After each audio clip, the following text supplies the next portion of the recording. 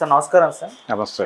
Sir Vijayasai Reddy గారికి and Jaganmohan Reddy గారికి వచ్చిన మాటల యుద్ధం అయితే మొదలైపోయింది సార్. అంటే నిన్న జగన్మోహన్ రెడ్డి గారు ఈయన రాజకీయ సన్యాసం గురించి మాట్లాడుతూ క్యారెక్టర్ ఉండాలి, విశ్వసనీయత ఉండాలి అంటూ కామెంట్స్ చేశారు. అది ఎవరికైనా సరే, వెళ్ళిపోయిన ముగ్గురికి అండ్ విజయసాయి రెడ్డి గారికైనా సరే అని చెప్పేసి అని అన్నారు.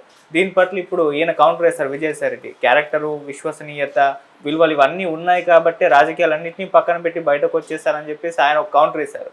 సో వీళ్ళిద్దరి మధ్య అయితే ఒక వివాదం ఇప్పుడు స్టార్ట్ అయిందని అనుకోవచ్చు సార్. మీరేం చెప్తారు వాళ్ళ కామెంట్స్ పైన?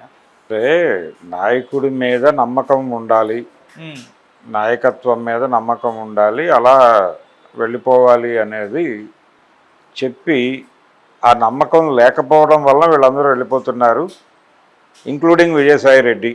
అంటే రాజ్యసభ నుంచి బయటకు వచ్చిన వాళ్ళందరూ అలాగే వెళ్ళిపోయిన వాళ్ళు అని ఒక జనరల్ కేటగిరీలో కట్టేశాడు ఆయన.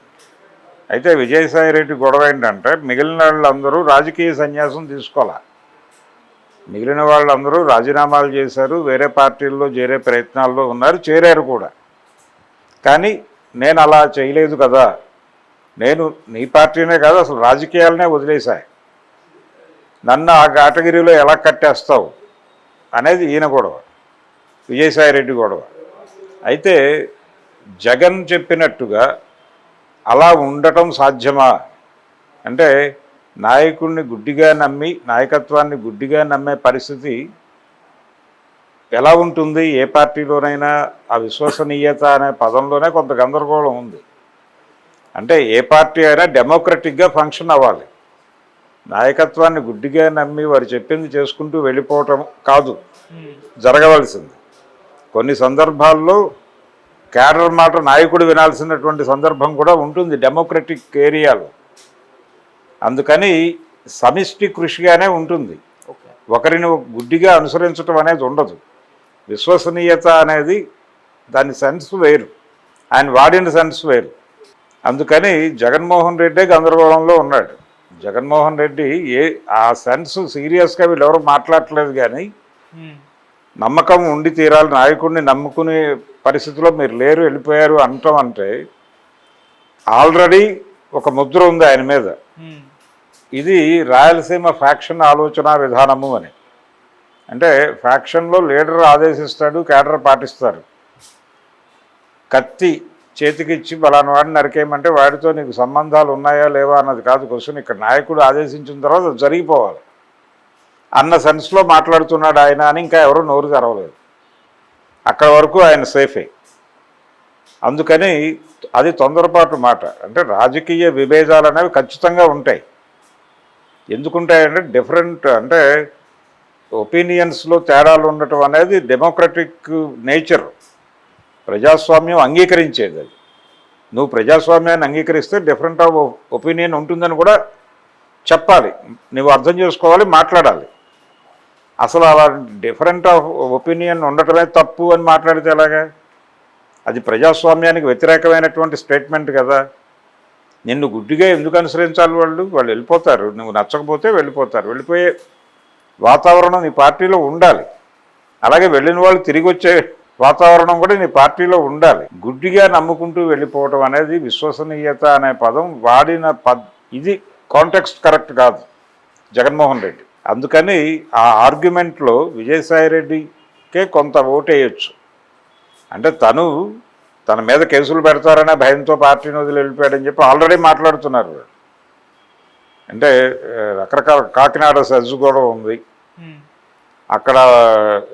అలాగే కొన్ని భూములు అంటే అక్కడ కొంతమందిని వెకేట్ చేయించాడు ఈయనే వాంటెడ్గా, వైసీపీ అధికారంలో ఉండగా ఈయన హ్యాండ్ ఓవర్ చేసుకోవటానికి. అలాగే వీరి వియ్యంకుడిగా ఒక ఫార్మా దుకాణం ఉంది, దానికి ఫేవర్ చేయటానికి ఈయన ఏదో కొంతమందిని బెదిరించాడని ఇలా రకరకాల ఎలిగేషన్స్ ఆయన మీద ఉన్నాయి. రాజకీయ సన్యాసం అని మాట్లాడుతున్నాడు అనేది ఆల్రెడీ ప్రపంచం మాట్లాడుతోంది. వెళ్ళిపోవచ్చు కూడా. ఇప్పుడు ఆయన మీద అందరూ ఉండాలనే ఉంది. ఆ రోజున ఉన్నవాళ్ళు అందరూ ఉన్నారో జగన్తో. పార్టీ ప్రారంభించడానికంటే ముందు వైఎస్ రాజశేఖర రెడ్డి గారు మరణించి ఎవరిని ముఖ్యమంత్రిని చేయాలి అనుకుంటున్నటువంటి దశలో, ఇంకా జాతీయ పార్టీ నుంచి ఏ నిర్ణయము రాకముందు ఇక్కడ సంతకాల సేకరణ జరిగింది. అది ఓపెన్గా జరిగిన వ్యవహారమే, దానిలో ఎవరు మసిబూసి మారేడికాయ చేసే వ్యవహారం కాదు, సంతకాల సేకరణ జరిగింది. ఆ సంతకాల సేకరణలో చాలామంది ఎమ్మెల్యేలు సంతకాలు పెట్టారు. ఆ పెట్టిన వాళ్ళందరూ ఇప్పుడు నీతో ఉన్నారా? ఆ తర్వాత నువ్వు పార్టీ పెట్టినప్పుడు నీతో ఉన్న వాళ్ళందరూ ఇప్పటికీ నీతో ఉన్నారా? ట్రావెల్ అవుతున్నారా? ఎంతమంది వెళ్ళిపోలేదు? వెళ్ళిపోయిన వాళ్ళందరూ విశ్వసనీయత లేని వాళ్ళు అనుకోగలమా? బయట పార్టీ నుంచి మీ పార్టీలో చేరిన వాళ్ళు ఎంతమంది ఉన్నారు? వాళ్ళందరూ మీ మీద విశ్వసనీయత సడన్గా పుట్టడానికి కారణాలు ఏంటి? ఇలాంటి 100 ప్రశ్నలు వస్తాయి. అందుకని ప్రజాస్వామ్యం అనగా ఏమి అనేది ముందు ఆయన అర్థం చేసుకోవాలి. అర్థం చేసుకుని కొంచెం మనం మాట్లాడే భాష అయినా మనం చేసే పని డెమోక్రటిక్గా ఉండకపోవచ్చు, అది వేరే గొడవ. కనీసం మాట్లాడైనా డెమోక్రటిక్గా ఉండాలి కదా. కొంచెం ఆ డ్రామా నేర్చుకోవాలి ఆయన. ఇప్పటికీ మూసధోరణిలో వెళ్తున్నాడు. నా పార్టీ ఉంది అంటే దేవుడి దీవెనలు ప్రజల ఆశీస్సులు అన్నాడు ఆయన. దేవుడి దీవెనలు ప్రజల ఆశీస్సులు ఏం మాట్లాడతాడైనా? మీ ప్రాక్టీస్ మిమ్మల్ని నిలబెడుతుంది. ప్రజాక్షేత్రంలో మీరు చేసేటువంటి పని ద్వారానే మీరు ప్రజల హృదయాలు గెలుచుకోగలుగుతారు. ఇంట్లో కూర్చుని అంతా దేవుడి దయ అనుకుంటే గెలవరు. అది తెలుసుకోవాలి ఆయన. అందుకని జగన్మోహన్ రెడ్డి వీళ్ళని ఏదో అనేశాడు అంటే తన్ని తాను కాపాడుకోవడం కోసం ఆ మాట వాడాడు, కానీ ఆయనకి తెలుసు విశ్వసనీయత అనేది ఊరికేనే చెప్పాడు అంతే. అది కొంచెం కంటి తుడుపు చర్య, అంత క్యాడర్ మొరైల్ దెబ్బతినకుండా కార్యకర్తల మనోస్థైర్యం నిలబెట్టడంలో భాగంగా ఆయన వెళ్ళిపోయిన వాళ్ళ మీద ఒక ముద్ర వేశాడు.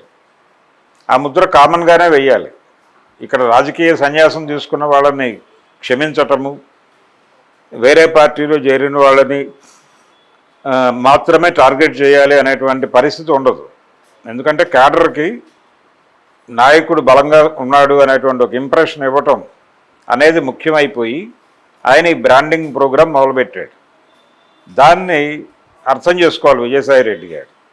అర్థం చేసుకుని నిజంగానే సన్యాసం తీసుకుని ఉంటే, ఆయన రాజకీయ సన్యాసం తీసుకుని ఉంటే రిప్లై ఇవ్వాల్సిన అవసరం లేదు. జగన్మోహన్ రెడ్డికి రిప్లై ఇవ్వాల్సిన అవసరం లేదు, కానీ ఇచ్చాడంటే ఆయన స్టిల్ పాలిటిక్స్లో ఉన్నట్టుగానే చూడాలి మనం. ఎవరు రాజకీయ సన్యాసం అనే మాట ఉండదు. ఈ ప్రపంచంలో బతుకుతున్న వాళ్ళందరికీ రాజకీయ స్పృహ ఉంటుంది. రాజకీయం అనేది ప్రాథమిక హక్కు. ఎందుకంటే మన జీవితాలు రోజువారీ రాజకీయాలతోనే ముడిపడి ఉన్నాయి ప్రతి ఒక్కరిది. 4 ఏళ్ళు వచ్చినటువంటి ప్రపంచం తెలిసినటువంటి బిడ్డ దగ్గర నుంచి కన్ను మూసి కాటికి చేరే వరకు రాజకీయాల మీదే కదా మన ప్రయాణం. మనమే కదా నిర్ణయాలు తీసుకోవాల్సింది, ఎవరిని ఉంచాలో ఎవరిని తీసేయాలో. మరి అలాంటి ప్రజలకు రాజకీయాలు ఉండకూడదంటే ఎట్లా? ప్రతి మనిషికి రాజకీయం అవసరం, అది ప్రాథమిక హక్కుగా మార్చాలి. రాజకీయ సన్యాసం ఏమిటి మధ్యలో? అదొక కన్ఫ్యూజ్డ్ స్టేట్మెంట్. అందుకని ఎవరు రాజకీయాలకు అతీతంగా ఉండరు. విజయసాయిరెడ్డి కూడా ఉండలేడు. ఆ ఉండలేకే రియాక్ట్ అయ్యాడు. నేను వేరే పార్టీలో చేరలేదు కదా, సన్యాసం తీసుకున్నాను, నన్ను ఎలా కామెంట్ చేస్తావు అన్నాడే. అది ఆయన గొడవ, ఆయన గందరగోళం. ఆయనకు ఉండాల్సిన గందరగోళం ఆయనకు ఉంది, వీరికి ఉండాల్సిన గందరగోళం వీరికి ఉంది. ఈ గందరగోళపు ప్రకటనల మధ్య ప్రజలు అంటే బిట్వీన్ ది లైన్స్ మనం ఇంకేం మాట్లాడవచ్చు అని చెప్పి ప్రతిపక్షాలు వెతుక్కుని మాట్లాడేస్తాయి. ఆయన విశ్వసనీయత లేదు అన్నాడు కాబట్టి ఈయన ఏదో అక్కడ దారుణమైన హామ్ ఏదో చేసి వచ్చేసాడు బయటికి అనే కాంటాక్ట్స్ తీసుకుని ఆల్రెడీ మాట్లాడేస్తున్నారు కొంతమంది. ఇంకొంతమంది ఆయన వాంటెడ్గానే కొంతమందిని టార్గెట్ చేశాడు. దీని వెనకాల ఆ రోజుల్లో ఈయన పార్టీలో ఉన్న రోజుల్లో ఈయన వ్యతిరేక వర్గం ఒకటి ఉంది అక్కడ, సజ్జల రామకృష్ణారెడ్డి వర్గం. వాళ్ళు టార్గెట్ చేసి తుపాకీ జగన్మోహన్ రెడ్డికి భుజం మీద పెట్టి కాల్చేశారు ఇతన్ని అని మాట్లాడేస్తున్నారు. ఎవరి లెవెల్లో వాళ్ళు స్టోరీలు అల్లేస్తున్నారు. కానీ ఇద్దరిలోనూ డొల్లతనం ఉంది. తెలుగుదేశం చంద్రబాబును టార్గెట్ చేస్తున్నాడు, కానీ ఆంధ్రప్రదేశ్లో అధికారంలో ఉన్నటువంటి ఎన్డీఏ కూటమి గురించి, ఎన్డీఏ కూటమి అనే పదం ఆయన నోట్లోంచి ఎప్పుడు బయటకు రావాలి. సో ప్రజలు ఎలా నమ్ముతారు? ఆయన విశ్వసనీయత ఏమిటి? నీకు ప్రతిపక్షం ఎందుకు ఇవ్వాలని మొండి పట్టుదలలో ఉన్నావు నువ్వు. నీకు ప్రతిపక్ష నాయకుడికి ఇచ్చేంత, అంటే ప్రధాన ప్రతిపక్ష నాయకుడికి ఇచ్చేంత మైక్ స్పేసు నీకు ఇవ్వరేమో అని చెప్పి నువ్వు అసెంబ్లీకి వెళ్ళవు. ఇచ్చిన మైక్ స్పేస్ను వాడుకుని నువ్వేం చేయగలవో అది చేయాలి కదా. నీకు అసెంబ్లీకి వెళ్ళే ఉద్దేశం లేనప్పుడు శాసనసభ్యత్వాలకు రాజీనామాలు చేయాలి. అది చెయ్యవు మళ్ళీ. అప్పుడు నీకు ఓటేసిన ప్రజలు ఏమైపోవాలి? ప్రజల పట్ల మీకు విశ్వసనీయత ఉంటే మీరు అసెంబ్లీకి వెళ్ళాలి కదా. అసెంబ్లీకి వెళ్ళి దెబ్బలాడు. నీకు ప్రధాన ప్రతిపక్షం ఇవ్వాలి అనే అంశం మీద కూడా అక్కడే దెబ్బలాడు. నువ్వు యుద్ధ రంగాన్ని వదిలేసి బయట ఎక్కడో గాలిలో కత్తి తిప్పితే అలాగా. అంచేత విజయసాయిరెడ్డికి విశ్వసనీయత ఉందా లేదా అన్నదానికంటే కూడా జగన్మోహన్ రెడ్డికి ప్రజల పట్ల విశ్వసనీయత ఉందా లేదా అనేది చూడాలి. సో ఇంత రాజకీయ గందరగోళం మధ్య నడుపుతున్నారు డ్రామాని. ఏ ప్రయోజనాల కోసం నడుపుతున్నారు అంటే తన ఓటమిని నుంచి తన ఓటమి తన తప్పు కాదు అని చెప్పుకునే ప్రయత్నం చేస్తున్నాడు ఆయన. అవతల వాళ్ళ వ్యూహరచన దురంధత కూడా ఈయన ఓటమికి కారణమే. ఓకే, జగన్మోహన్ రెడ్డి ఓడిపోవటం గురించి అది పార్లమెంట్లో కూడా చర్చ జరిగిపోయింది కదా. అంటే యాంత్రిక తాంత్రిక విజయము కూటమి విజయము అని రాహుల్ గాంధీ మాట్లాడగలుగుతున్నాడు, కానీ జగన్మోహన్ రెడ్డి ఓపెన్గా మాట్లాడే పరిస్థితుల్లో లేడు. ఇది దౌర్భాగ్యం. అందుకని కొంచెం ఆ ధైర్యాన్ని కూడగట్టుకుని జనాల స్థైర్యాన్ని నిలబెట్టేలాగా తన నడక ఉండాలి. అలా మార్చుకోవాలి. తను మాట్లాడుతున్న మాటల్లో కూడా చాలా గందరగోళం ఉంది. ఆ గందరగోళం నుంచి బయటకు వచ్చి స్పెసిఫిక్ పాయింట్స్ మీద మాట్లాడాలి. ఆయన మాట్లాడగలిగితే ఈ 11 స్థానాల నుంచి ఆయన మళ్ళీ 151 స్థానాలకు ఎగబాకేటువంటి ఛాన్సెస్ ఉంటాయి.